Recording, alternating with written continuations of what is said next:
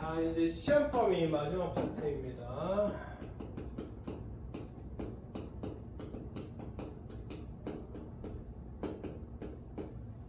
전자기파의 종류인데요.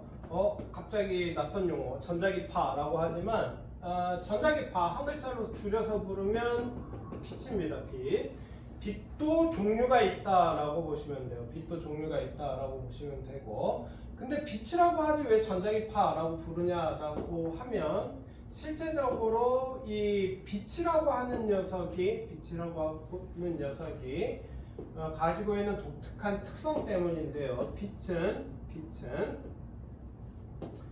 횡파 중에 하나다라고 했으니까 진행 방향에 대해서 출렁거리면서 갈 겁니다. 근데 빛에 대해서 표현을 하려면 2차원 표현은 안 되고 3차원으로 표현해야 돼요. 왜 그러냐 하면 빛은 두 가지가 진동하고 있기 때문입니다. 두 가지. 그래서 빛은 첫 번째는 전기장 진동이 있습니다.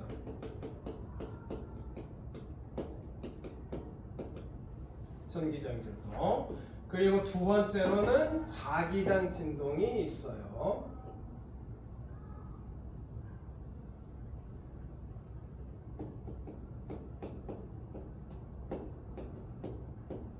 그래서 이 전기장과 자기장이 동시에 진동하면서 전달되는 것, 이것이 바로 빛입니다. 그래서 우리는 이 녀석을 전기장 진동과 자기장 진동이 전달되는 전자기파라고 부르고 있는 거예요.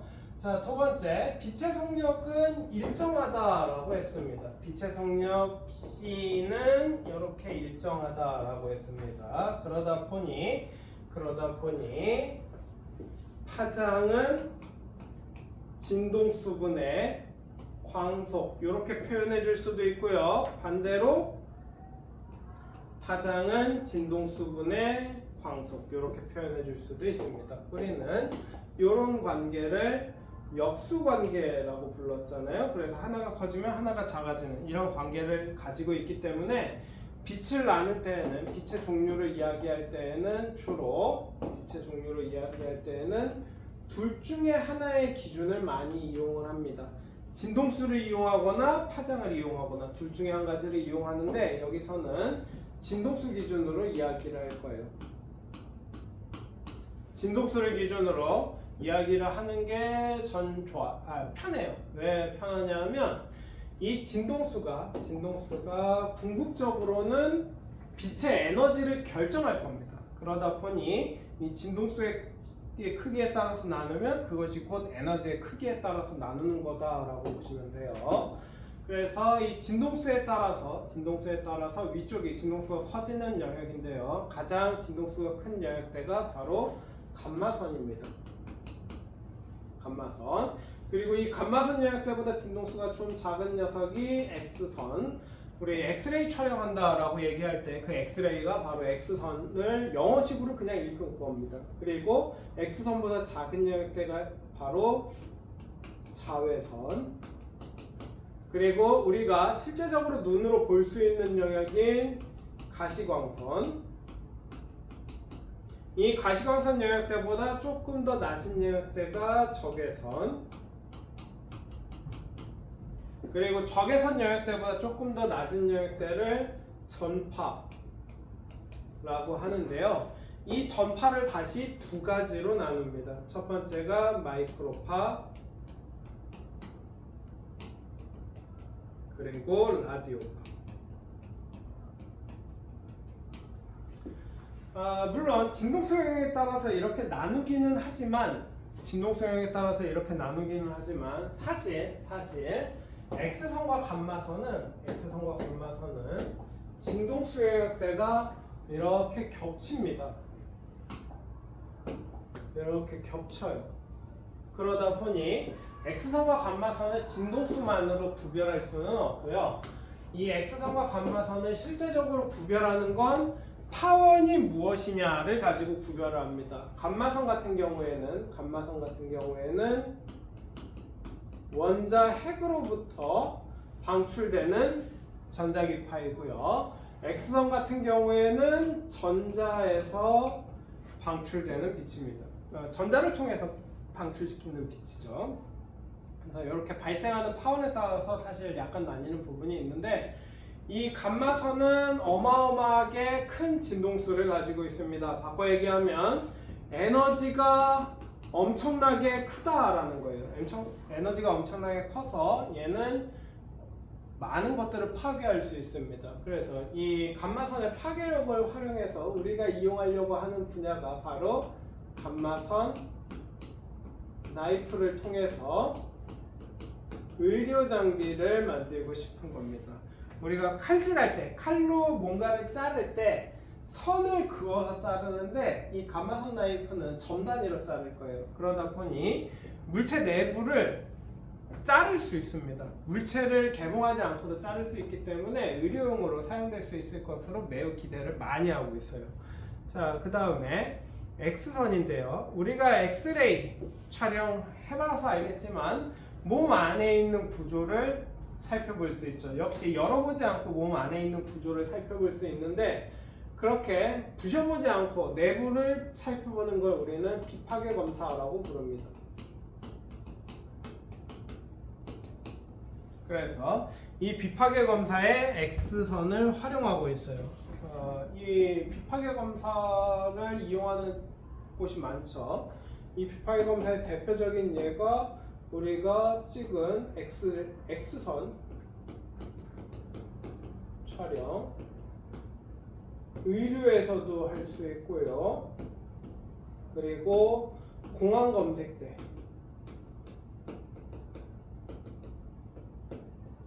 우리 여행 가본 친구들은 잘 알겠지만 우리 여행 갈 때 바리바리 싸들고 가잖아요. 근데 그거를 하나하나 다 열어서 안에 위험물이 있는지 없는지 파악을 하려면 매우 힘들겠죠. 그래서 가방을 열어보지 않고도 안에 무엇이 있는지를 살펴보는 겁니다. 그리고 뭐 물건이 제대로 만들어졌는지 검사하는 이런 과정에서도 역시 X선을 활용한 비파괴 검사들을 시행하고 있어요.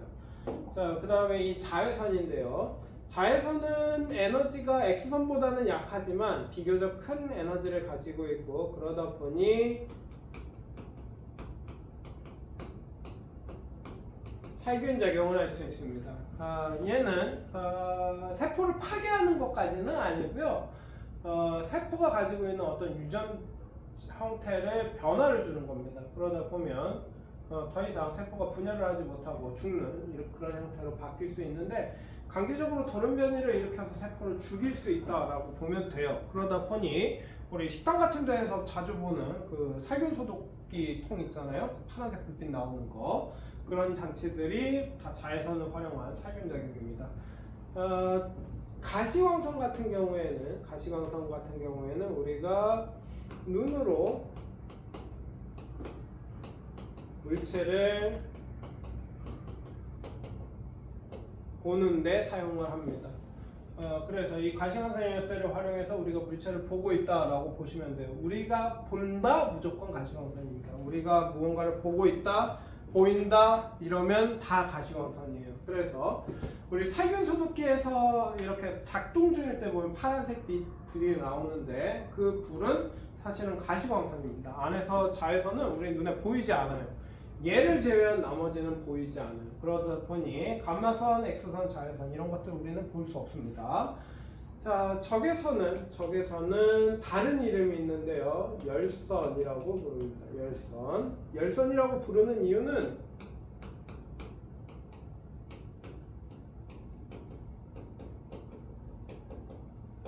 온도에 따라서 나오는 빛이기 때문에 그래요.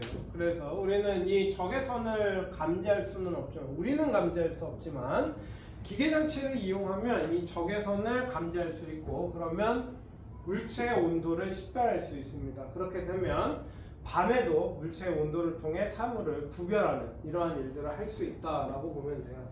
자, 그 다음에 마이크로파워 라디오파인데 이 두 가지 전파라고 하는 녀석 자체는 사실 통신을 위한 장비입니다. 통신을 위한 장비. 우리가 마이크로파의 특성을 조금 다른 형태로 이용하고 있기는 한데 기본적으로는 통신용 그 신호다라고 보시면 돼요. 그래서 마이크로파는 주로 항공, 선박 이런 데에서 사용하는 통신용 신호입니다. 이 마이크로파는 직진성이 매우 좋지만 장애물을 통과하는 게 힘들어요. 그러다 보니 탁 트인 공간에서 주로 사용을 합니다. 그리고 최근에 많이 사용하는 건 전자레인지죠. 전자레인지인데 이 장치는 마이크로파 중에 일부 물의 공명 진동수를 가지고 있는 마이크로파가 있고 그 마이크로파를 이용하는 겁니다. 그 외 나머지 마이크로파들은 전자레인지에 이용할 수 없어요. 마이크로파도 진동수 영역대가 이렇게 넓고 이 넓은 영역대 중에 물의 진동수에 해당하는 딱 한 영역, 요거를 우리가 전자레인지에 이용하고 있다라고 보면 돼요. 자, 그 다음에 라디오파인데 얘는 우리가 통신에 사용하고 있습니다. 우리 핸드폰 통신 장비잖아요. 물론 우리는 게임기로 쓰고 있지만 이 통신 장비에 사용되는 신호 체계가 라디오파다라고 보시면 됩니다. 그래서 전자기파의 종류와 그것을 어디에 사용하는지는 책에 좀 더 자세하게 나와 있으니까 책을 참고하길 바래요.